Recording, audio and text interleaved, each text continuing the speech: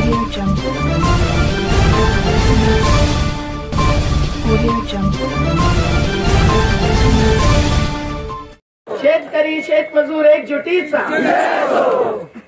आणि मंचावर उपस्थित आजच्या या तुमच्या विशाल सभेचे अध्यक्ष, मराठवाडा जनता विकास परिषदेचे प्रमुख, ज्यांना अनेक वर्ष आम्ही वेगवेगळ्या समस्यांवरती भूमिका घेताना खासदार ज्यांना म्हणावं असे जनप्रतिनिधी राहिलेले पाहतो आहोत, असे डॉक्टर व्यंकटेश काब्देजी, शेतकरी संघटना म्हणून मजबूतीने हाही लढा चालवणारे आणि तुम्हाला ताकद देणारे, मार्गदर्शन करणारे, शेतकऱ्यांसाठी झटणारे गुणवंत पाटीलजी, आणि इथे उपस्थित आमच्या बरोबर आलेले भाऊराव मोरे, ज्यांनी मला इथे खेचून आणलेला आहे. फोनवरून मला जे वाटत होतं ते त्यांना पाहिल्यावरती जाणवलं की सर्वात युवा तरुण तेच आहे. आणि बालाजी भाऊ जे सकाळपासून आमच्या बरोबर आहेत, कैलाश भाऊ ज्यांना आधी सुद्धा मी पाहिलेलं आहे समाज कार्यकर्ते म्हणून, आणि ते सुद्धा देगलूर पासून इथे आलेले आहेत, आणि तिडके भाऊ तहसीलदार हिमतीने लोकांच्या मध्ये येऊन सुरक्षित स्वतःला मानून सवाल जवाब करण्यासाठी तयारी दाखवणारे अधिकारी, आणि इथे आज अनुपस्थित असले तरी मी कलेक्टरांची आठवण काढून म्हणते की अनुपस्थित संवादशील संवेदनशील जिल्हाधिकारी अभिजित राऊतजी, सर्वांना धन्यवाद देते की हा संवाद करण्याची संधी मिळाली. साथींनो, आज आपण देशभरातल्या शेतकऱ्यांची काय स्थिती आहे ते पाहतोच आहोत. आमचा संयुक्त किसान मोर्चा आहे, 500 संघटनांचा मोर्चा, ज्यांनी दिल्लीमध्ये 13 महिने डेरा घातला. 750 शेतकरी शहीद झाले, आणि 3 कायदे असे होते की जे शेतकऱ्यांना कंपनीकरणाच्या घुसपैठीमुळे शेती आजादी के साथ अमृत महोत्सव मनाते हुए भी करने नहीं देते, आणि राशन व्यवस्था बंद हो जाती, जो अभी भी बंद करने का चल ही रहा है. माझा जरा हिंदी चॅनेल पण मध्ये मध्ये चालतो. तर देशभरामध्ये आज शेतकऱ्यांची जी अवस्था आहे ती अशी अवस्था आहे की इथे तशी अवस्था येऊ नये, पण रोज किमान 50 शेतकरी आत्महत्या करतायत. मराठवाडा असो की विदर्भ असो, शेती करणारे तुम्ही अन्नदाते आहात आमचे. कौन खिलाता हिंदुस्तान, भारत का मजदूर किसान. कौन खिलाता हिंदुस्तान, भारत का मजदूर किसान. ज्यांना मान्य आहे त्यांनी हात मुठ्ठी बंद करून वरती बोलून आवाजाला उत्तर द्यायचंच नाही. कौन खिलाता हिंदुस्तान, भारत का मजदूर किसान. त्यांना घोषणा माहित नाही मॅडम. भारत का मजदूर किसान. कौन बनाता हिंदुस्तान, भारत का मजदूर किसान. कौन चलाता हिंदुस्तान, भारत का मजदूर किसान. कौन खिलाता हिंदुस्तान, भारत का मजदूर किसान.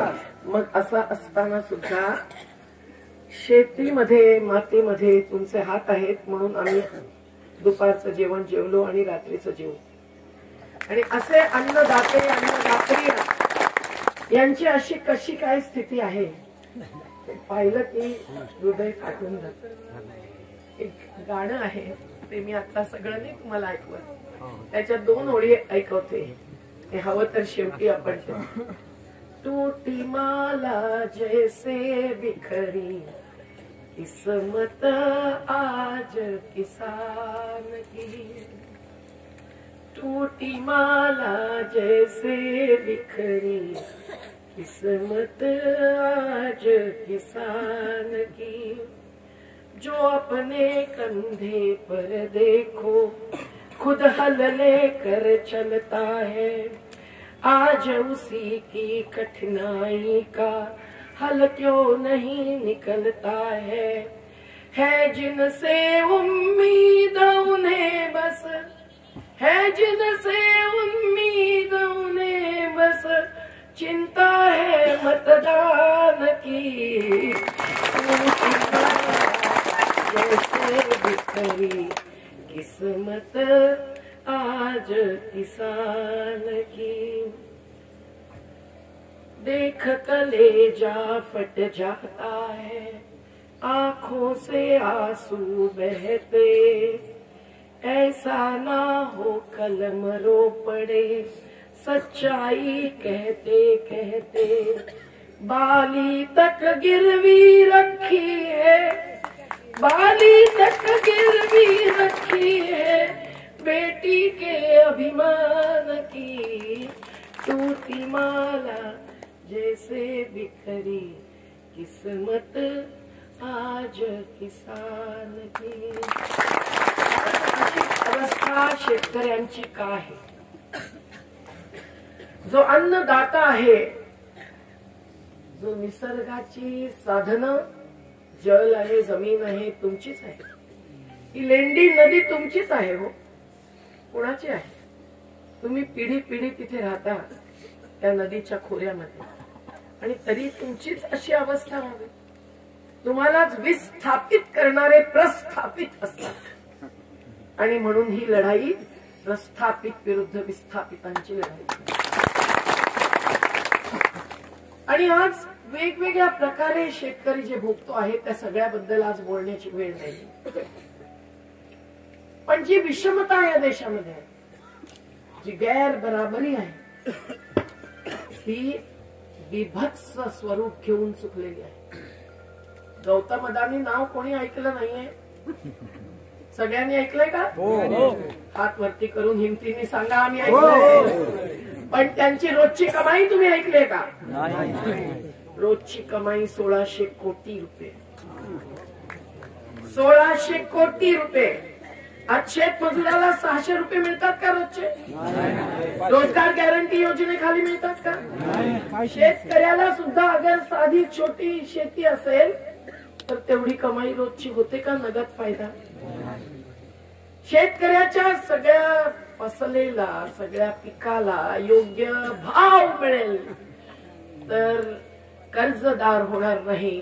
आणि मुआ की झाली पर देखो फासी झूम गए, हे आपल्याला करावं लागणार नाही. मग आपण आत्महत्याच्या बाजूने नाही आहोत, पण ही विकासाच्या नावाने जी हत्या होते आहे तिचा अहिंसक सत्याग्रही बनवून सामना तुम्ही करत आहात, म्हणून तुम्हाला सलाम करायला हवे. जनशक्ती ही आपली ताकद आहे, सत्ता नाही, धनसत्ता नाही, 5 वर्षाची खुर्ची नाही. पण तुम्ही कायमची धरतीलाच आपला आधार बनवून बसला आहात, तीच तुमची शक्ती आहे, तीच तुमची ताकद. आणि म्हणून धरतीला धरून बसणारे तुम्ही आणि क्रमिक उपोषणावर बसणारे तुम्ही, आमच्यासारख्या सगळ्यांना तुमच्या बरोबर उभं राहिलं नाही तर मग अपने लिए जिये तो क्या जिये असं म्हणावं लागतं. तेव्हा हे लक्षात ठेवा की तुमचा हा संघर्ष आज देशभरामध्ये अशा प्रकारे जी हातातली पिढ्या पिढ्यांची साधनं हिसकावून घेतली जातात, तुम्ही स्वेच्छेने देऊ पाहिले का? हे धरण बांधण्याच्या मध्ये तुमचा सहभाग होता का? तुमच्या ग्रामसभेला, ग्रामपंचायतीला विचारलं गेलं होतं का? पंचायती राज 3 स्तरीय आहे, त्याचं नाव काय आहे? संविधानाचं पुस्तक माझ्या पिशवीतच आहे, नाव आहे स्थानीय स्वराज्य संस्था. तुमचं स्वराज्य आहे का या देशामध्ये? तेव्हा तिरंगा फडकावणं सोपं आहे हो, पण तिरंग्यातला हिरवा रंग कुठल्या धर्माचा नाहीये, तो तुमच्या शेतीचा रंग आहे. आणि ती वाचवणं हे तुमचं कर्तव्य आहे. तुम्ही आज विवाहित अविवाहित मुलाला पैशाची मागणी करतात, मला तर वाटतं की तुमची जर शेतीच गेली, तुमचं जगण्याचं साधन गेलं तर किती काळ तुमचा पैसा टिकेल? कुठल्या लग्नात जाईल की घर बांधण्यात जाईल की कशात कर्ज चुकवण्यात जाईल, कोण जाणे? तुम्हीच जाणता. आणि म्हणून आज तुम्ही खरोखर तुमच्या हातामध्ये जे आहे आणि ज्याच्या आधारावर तुम्ही इतके वर्ष दशकानुदक्ष जगत आलाय, त्याचे तुम्ही अधिकारी आहात. गावातल्या जल जंगल जमिनीचे हे समजून तुम्हाला तुमच्या तुमची काय अपेक्षा आहे ती मागणी करायला. नर्मदा आंदोलनाचं कौतुक खूप झालं, पण 38 वर्ष लढावं लागलं. आणि एक व्यक्ती कोणी अशी लढू शकते का? एकटे गुणवंत पाटील येऊन इथे धरण्यावर बसले तर काय पोलीस सुद्धा त्यांना बघायला येतील का? पोलीस आले म्हणजे तुमची ताकद त्यांना कळते. आपण सुरक्षित नाही आहोत, आपण सुरक्षित आहोत. आपल्या हातात काहीही हत्यार घेण्याची गरज नाही. अरे जेल है कितनी लंबी चौड़ी देख लिया है, देखे.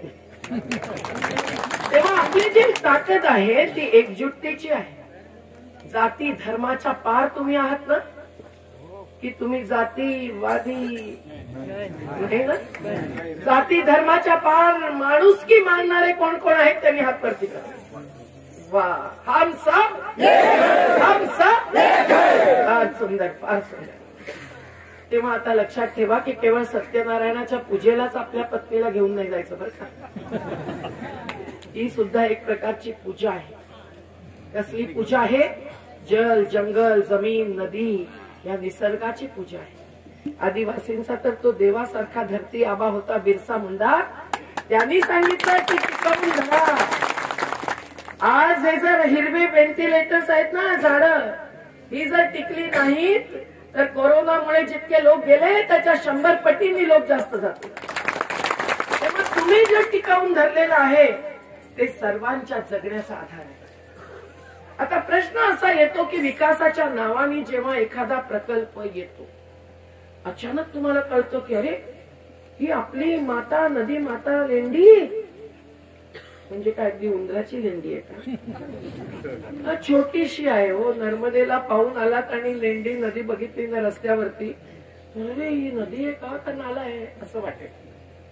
पण त्या लेंडी नदीचं तुमचं जे नातं आहे ते तोडणार एक धरण बांधण्याचा जो निर्णय झालेला आहे त्या निर्णयाबद्दल सर्व माहिती घेण्याचा तुम्हाला अधिकार आहे. जो तिडके भाऊंना आहे, जो तहसीलदारांना आहे, जो कलेक्टरना आहे, तो तुम्हाला सुद्धा आहे.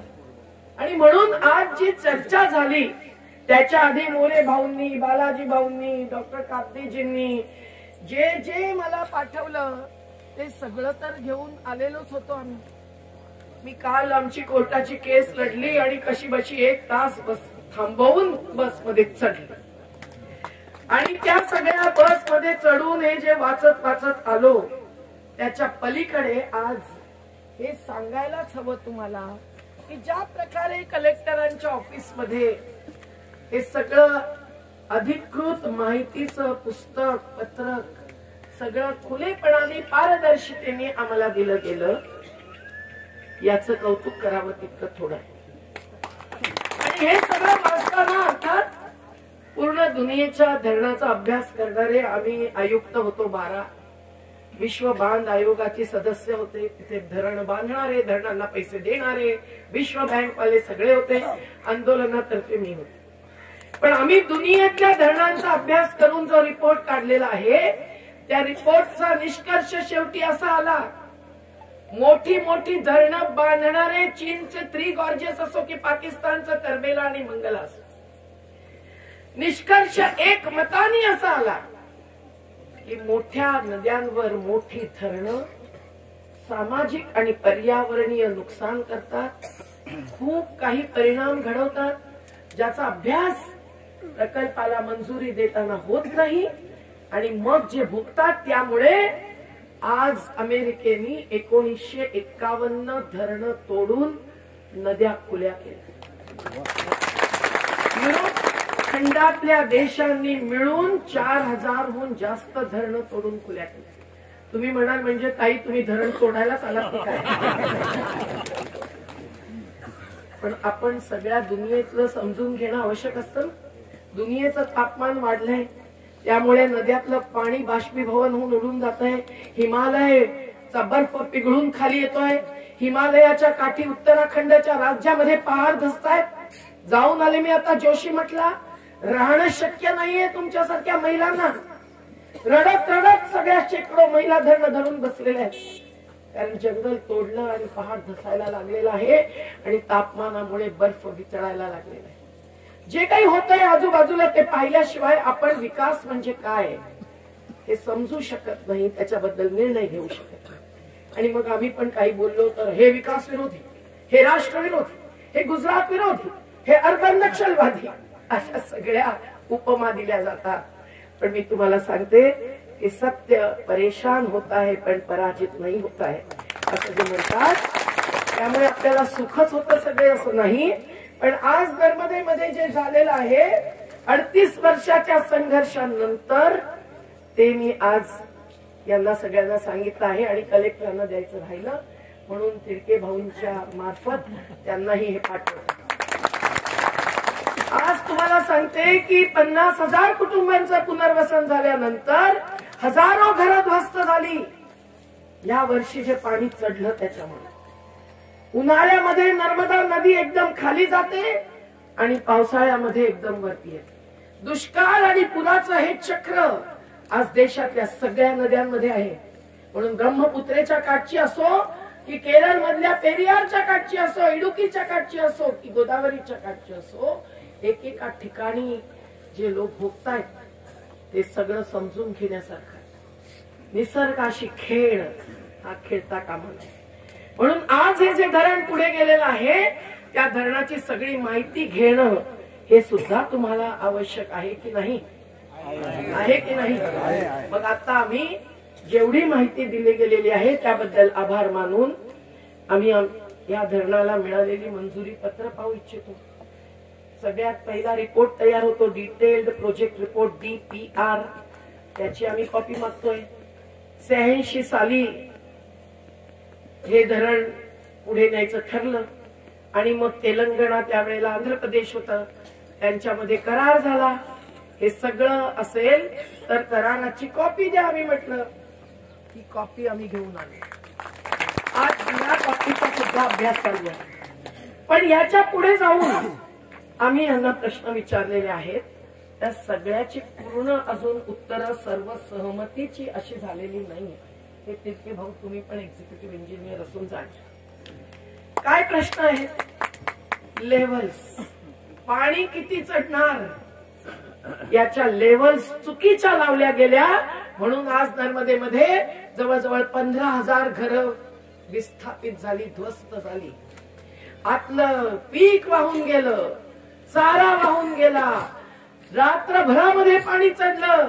नशीब की 7 वाजता संध्याकाळी चढणं सुरू झालं, नाही तर झोपेतच माणसं बुडून गेली असती. पण हे काय झालं? एवढ्यासाठी झालं की त्या लेव्हल्स ज्या आधी लावल्या गेलेल्या होत्या त्या बदलून सरकारने खाली आणल्या आणि 16,000 कुटुंबांना तुम्ही बुडीकात नाही, तुम्हाला पुनर्वसनाची काही गरज नाही असं म्हणून बाहेर केलं. आणि ते बुडीत या वर्षी आलं. आणि ज्या वेळेला गेट खोलायचे होते, गेट कशाला ठेवतात? नुसती भिंतच बांधली असते की हो धरणाची. गेट एवढ्यासाठी ठेवतात की ज्या वेळेला पुरासारखं पाणी येईल, आणि नर्मदेमध्ये तर वरतीच अजून 10 धरणं आहेत मोठी मोठी, तेव्हा एकातून दुसरं, दुसऱ्यातून तिसरं सगळं पाणी येतं, उपनद्यातून पाणी येतं, कुठून किती पाणी. आणि असं झालं. आणि हे आता दरवर्षी काय 2-2 वर्षामध्ये तर येतच आहे. म्हणून कोल्हापूर बुडतं, सांगली बुडतं, रायगड बुडतं, चिपळूण बुडतं. तुम्हाला ऐकलंय? त्या सगळ्याचे रिपोर्ट्स बनवून आम्ही ह्या वर्षी ते रोखलेलं आहे. परंतु हे ज्या वेळेला होतं त्यावेळेला गेट उघडावी लागतात. पण सरदार सरोवरचे गेट्स पंतप्रधानांचा जन्मदिवस दुसऱ्या दिवशी साजरा करण्यासाठी त्यांनी उघडली नाहीत. आणि ज्या वेळेला दुसऱ्या दिवशी उशिरा उघडली तोपर्यंत 100वरती गावं बुडवली होती. ध्वस्त झालं होतं सगळं. माणसंही काही गेली, हजारो मवेशी ढोरं गेली. आणि ध्वस्त झालेल्या घरांना शेवटी आम्ही सगळीकडे रस्ते चक्का जाम करून राहत तर दिली, पण अजून पुनर्वास देण्यासाठी संघर्ष चालू आहे. पण ज्या वेळेला ती घरं, ती गेट्स उघडली त्यावेळेला जे पाणी खाली गेलं गुजरातमध्ये, हे धरण खाली गुजरात, त्यावेळेला गुजरात मधल्या शहरातली हजारो घरं ध्वस्त झाली. भरूच आणि अंकलेश्वरची जे सगळे आता भेटायला आले होते त्या सगळ्यांना आता कळलेलं आहे की नर्मदा बचाव आंदोलनाच्याच बरोबर आपण लढल्याशिवाय गत्यंतर नाही. आणि कच्च्या आणि सौराष्ट्राचे लोक आले. ज्यांच्यासाठी धरण बांधलं गेलं, इथेही काही लाभार्थी म्हणणारे आले असतील, जे देगलूरला पण आम्हाला भेटले, ते घाबरले असतील. अहो, आमच्या आणखीन जमिनी घेणार विस्थापितांना देण्यासाठी. घाबरू नका, आम्ही तुमचं सुद्धा लाभाचं बोलतोय की कच्छला पाणी मिळणार होतं म्हणून एवढं मोठं धरण बांधलं एवढ्या मोठ्या नदीवरती.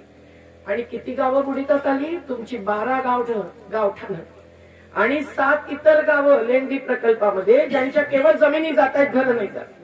पण नुसत्या जमिनी काय, 1% सुद्धा कुठलीही संपत्ती बुडीतात आली असेल तर त्याला विस्थापिताचा दर्जा दिलाच पाहिजे. ते कायदेशीर कार्य आम्ही कलेक्टरांच्या पुढे मांडून आलोय आणि त्यांनाही ते मंजूरच दिसत. पण नर्मदेच्या एका धरणामध्ये 245 गावं बुडतात. विचार करा. आणि अशा प्रकारचं धरण बांधलं कच्छच्या शेतकऱ्यांसाठी, आणि कच्छला एकाही शेतकऱ्याला पाणी न देता तिथल्या मोठमोठ्या कंपन्यांना, ज्यांचं एकाचं नाव मी घेतलं, पण ए पासून सुरुवात केलं तर झेड पर्यंत जावं लागतं, आणि मोठमोठ्या काही शहरांना पाणी दिलं. तेव्हा अशी मोठमोठी धरणं खूप काही दावा करतात विकासाची, पण खरोखर कुणाचा फायदा होतो आणि कुणाचा नुकसान, याचा विचार करूनच शेवटी आज सगळीकडे लोक खूप प्रश्न उठवतायत, विरोध करतात. तुम्ही फार सामंजस्य दाखवलेला आहे की धरणाला आमचा विरोध नाही, पण निदान आमचं आयुष्य तुम्ही सुरक्षित करा. बरोबर आहे? विस्थापितांचं जर आयुष्य सुरक्षित केलं नाही तर पुनर्वसन हा शब्द उच्चारता येणार नाही. पुनर्वसन म्हणजे आपण देवाची मूर्ती इथून तिथे प्रस्थापित करतो, प्रतिष्ठापना करतो, तसं नसतं. पुनर्वसन म्हणजे तुम्ही आज ज्या आधारावर जगताय त्यापेक्षा चांगलं जीवन तुम्हाला मिळावं, आज जे मांडलं गेलं ते, ही व्याख्या आहे पुनर्वसनाची. ही अगदी या 2013 मधला जो कायदा झाला, ज्याच्यामध्ये आम्ही जीव पूर्ण ओतला, दिवस रात्र दिल्लीच्या मंत्रालयामध्ये बसून, कारण त्यावेळचं सरकार हे संवाद करणारं होतं, जसे कलेक्टर आहेत तसे मंत्री होते. याच्यामध्ये म्हटलेलं आहे की याचा उद्देश काय आहे. या कायद्याचा उद्देश आहे की इंग्रजांच्या पासून जो 1894चा कायदा चालू होता, ज्याच्यामध्ये बदल केवळ 1984 मध्ये झाला, त्या कायद्यामध्ये केवळ पैसा फेको तमाशा देखो हेच होतं. इंग्रजांनी कधी पैशाशिवाय काही विचार केला नाही. आज व्हॉट्सअपवर कोणाकोणाचं गीत तुम्ही ऐकत असाल, पैसा बोलता है, पैसा बोलता है. आज अनेक तरुणांना असं वाटतं की अरे पैसा आला की बस शेती काय करायची, मी एक बोलेरो खरेदी करेन. आणि बोलेरोचा ऍक्सिडेंट झाला की असं वाटतं अरे शेतीच करत असतो तर बरं झालं. आणि कोरोनामध्ये उद्योग बंद झाले तेव्हा मुलं परत आपल्या आई वडिलांच्या शेतीवर आली. हे देशातलं आजचं चित्र आहे. तेव्हा अशा प्रकारचा कायदा आहे म्हणूनच नव्हे तर घटनेमध्ये बाबासाहेबांनी आणि सर्वांनी मिळून जो जगण्याचा अधिकार दिलेला आहे, त्या जगण्याच्या अधिकारासाठी केवळ एक छप्पर नको आहे, केवळ पिण्याचं पाणी नको आहे, एक जगण्याचं साधन हवं आहे, ज्याच्यामध्ये पाणी आहे, शेती आहे, रोजगार आहे ना, आवास आहे, सर्व मूलभूत सुविधा पण आहे. तेव्हा पुनर्वास म्हणजे केवळ या गावातून तुम्ही चला तिथे बसा असं स्थलांतर नाही. नाहीतर तुम्ही पण ते स्थलांतरित मजूर 1700 किलोमीटर चालत गेले ना लॉकडाऊन मध्ये, त्यांना थांबवण्यासाठी आम्हाला उपोषणच करावं लागलं आणि मग एसटी सुरू झाल्या. असं स्थलांतरित करून तुम्ही मजूर बनणार हे शक्य नाही. तुम्ही मालक आहात आणि तुमचा अधिकार आहे संपूर्ण पुनर्वसन घेण्याचा, ते तुम्ही समजूनच हा संघर्ष करताय, म्हणून तुम्हाला सलाम. आज पुनर्वसन कुठल्या आधारावर करायचं, याच्यासाठी कायदे कुठले लावायचे. हा जो कायदा आहे तो भूसंपादनाचा कायदा आहे 1894चा, 1984 पर्यंत. पुनर्वसनाचा कायदा कुठला आहे त्याच्याबद्दलच आज आम्ही मुद्दा चालू केला. 1894 पासून कायदा होतच नव्हता, म्हणून आम्हाला खूप लढावं लागलं. नर्मदा पासून नंदीग्राम पर्यंत मंगालची लढाई, ही कशी कशी झाली आता सांगत बसते. पण हा महाराष्ट्राचा कायदा सुद्धा इथल्या संघटनांच्या लढतीतून निर्माण झाला 1976 मध्ये. आणि नंतर 1999 पर्यंत याच्यामध्ये काही बदल झाले. आणि हा कायदा जो आहे, तुम्हा तरुण मुलांना मी आवाहन करते की तुम्ही यातलं एक एक वाक्य वाचा, समजून घ्या. तुम्ही व्हॉट्सअप पाहता म्हणजे व्हॉट्सअप, व्हॉट्स डाऊन पहा, धरातळावरती काय आहे ते पहा. आणि कायदा हा संविधानाच्या आधारावर असतो, म्हणून या कायद्याचा अभ्यास करा. म्हणजे तुमच्या लक्षात येईल की ज्याची शेती हिसकावून घेतली जाते, संपादित केली जाते, त्या संपादित शेतकऱ्याला सुद्धा किमान किती जमीन मिळाली पाहिजे हे याच्यामध्ये लिहिलेलं आहे. आणि हाच कायदा आहे जो सांगतो की ज्या वेळेला एकांची जमीन घेऊन दुसऱ्यांना लाभ देण्यासाठी म्हणून प्रकल्प उभा राहतो, त्यावेळेला त्या प्रकल्पग्रस्तांना म्हणजे तुम्हा सर्वांना लाभार्थी जे क्षेत्र असतं त्यातली सगळी जमीन हिसकावून घेऊन नाही, त्यांनाही भूमिहीन करायचं नाही, त्यांचंही जीवन उद्ध्वस्त करायचं नाही, पण त्यांची इतकी जमीन असेल तर त्यातली इतकी घ्यायची आणि ती विस्थापिताला द्यायची. याचा सर्वाचा हिशोब आहे, या सर्वाचा तक्ता आहे. तुम्ही किती जणांनी हा कायदा पाहिलेला आहे, वाचलेला आहे? हात वरती करा बघू. तुम्ही रोज इथे साखळी उपोषणाला बसतात, तर गुणवंतरावांनी जे सांगितलं ते अगदी खरं आहे.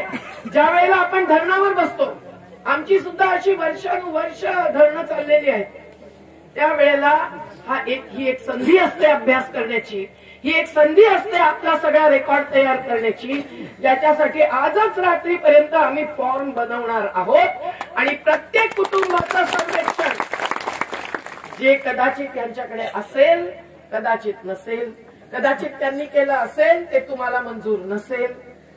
विवाद विवाद विवाद फक्त मोर्चामध्ये करणं हे चालणार नाही. आपल्याला दोन्ही बाजूची कागदपत्र समोर ठेवून खरं काय आणि खोटं काय हे तुम्हाला करावं लागेल, दाखवून द्यावं लागेल. आहे मंजूर सगळ्यांना? मग एक विधवा बाई असो जी एकटी राहते आपल्या 2 मुलांबरोबर, ती पण कुटुंब प्रमुख होते, तिचा तेवढाच हक्क आहे जेवढा एखाद्या भावाचा शेतमालक म्हणून हक्क आहे. आणि शेतमालक बिल्डिंग बांधणारे बिल्डर्सच बांधतात का हो बिल्डिंग? आमचे निर्माण मजदूर बांधतात ना, कष्टकरी बांधतात ना, त्यांना कोणी बिल्डर म्हणत नाही. तू मजबूर, तू मजदूर नाही. मजदूरांवरती एक गीत आहे, मैं मजदूर मुझे देवों की बस्ती से क्या, अगणित बार धरा पर मैंने स्वर्ग बनाए. मजदूर स्वर्ग बनवतात, मोठमोठ्या उंच इमारती, हायवे, फ्लायओव्हर कोण बनतं, कोण काम करतं? मजदूर. ते मजबूर होता कामा नयेत, त्यांनी सुद्धा मजबूत होऊन लढाई लढली पाहिजे हे आपल्याला सुद्धा समजून घ्यावं. आणि म्हणून आपण जेव्हा हक्काचं म्हणतोय पुनर्वसनाच्या, त्यावेळेला शेवट जमीन मालिक शेतकऱ्यांचा तर हक्क आहेच, पण शेतमजुरांचा हक्क आहे, भूमिहीनांचा हक्क आहे. तुमच्या लेंडी नदीवरती मच्छीमार आहेत की नाही मला माहित नाही. आहेत? इथे आलेत कोणी? ते जाळ्यातच अडकून राहिले. आम्ही आमच्या नर्मदेवरच्या मच्छीमारांच्या 21 कोऑपरेटिव्ह सोसायट्या बनवल्या महाराष्ट्रामध्ये, 31 मध्य प्रदेशामध्ये. एकाच धरणाच्या जलाशयामध्ये या 50च्या वरती सोसायट्या आमच्या जीवन शाळेतून शिकून निघालेली अनेक मुलं चालवत आहेत. आमच्या महिला आज आली असती तर मला बोलूच दिलं नसतं, तीच बोलली असती श्यामा. आणि ह्यांचा संघ बनवून आम्ही सांगतोय की ठेकेदाराला पाय ठेवू देणार नाही. जहां जमीन डुबी हमारी, पाणी मछली कैसे तुम्हारी, ही आमची घोषणा. तेव्हा एक एक घोषणा म्हणजे अर्थपूर्ण असते. आणि ह्या सगळ्या सगळ्या सगळ्या सगळ्या प्रकारच्या विविध व्यवसायांवरती जगणाऱ्यांचं पुनर्वसन हे ह्या कायद्याप्रमाणे तरी निदान झालंच पाहिजे होतं. किती झालंय या कायद्याप्रमाणे आणि किती नाही झालंय हे मला वाटतं तिरके भाऊ तुम्हाला सुद्धा सर्वांना अभिजित राऊतजींच्या नेतृत्वाखाली हे सगळं समजून घ्यावं लागेल. कारण एकाच प्रकल्पापुरती ही गोष्ट मर्यादित नाही. आणि मग तुम्हाला सांगते की ह्याच्यामध्ये जे काही झालंय, आज त्या भाऊंनी सांगितलं की 1992 मध्ये जर तुम्हाला पहिली नोटीस आली होती तर 3 वर्षामध्ये तुमचा मुआवजा लागण्याचं काम पूर्ण झालं पाहिजे होतं. निदान मुआवजा जाहीर होण्याचं, ज्याची नोटीस तुम्हाला 12व्या कलमाखाली येते, एवढा तुमचा मुआवजा धराचा, एवढा विहिरीचा, एवढा झाडांचा, एवढा घरांचा, एवढा शेतीचा लागलेला आहे, या दिवशी आणि घेऊन जा. अशी नोटीस तुम्हाला आली होती का? अशी नोटीस आली नाही. तिरके भाऊ नोंद करा बरं का. ज्यांची म्हणते विहीर आहे त्या लोकांना करोडोचे पैसे.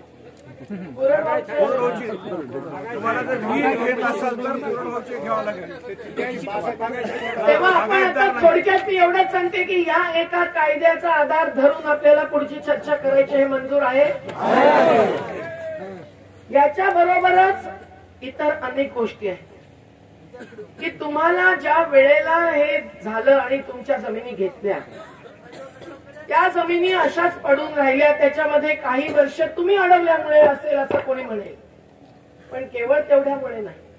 तुम्ही धरण अडवलं, ते पुनर्वसनाचं कार्य पूर्ण होण्यासाठी. ते आज पूर्ण झालंय का?